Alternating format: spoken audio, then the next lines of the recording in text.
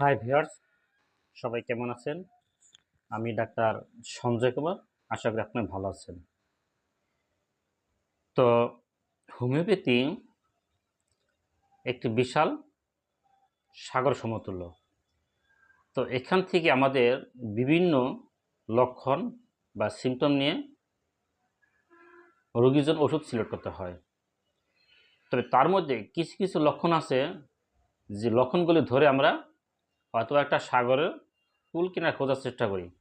তেমনই আছে, যেমন কি আছে যে দেহের নিচের দিকটা শুকিয়ে যায়।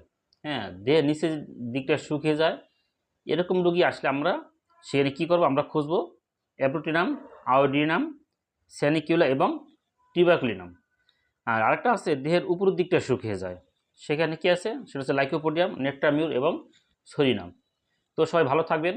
ভিডিওটি ভালো লাগলে লাইক ও কমেন্টস করবেন। আর এরকম ছোট্ট ছোট্ট টিপস পেতে অবশ্যই সাবস্ক্রাইব করে পাশে থাকবেন। ধন্যবাদ সকলকে।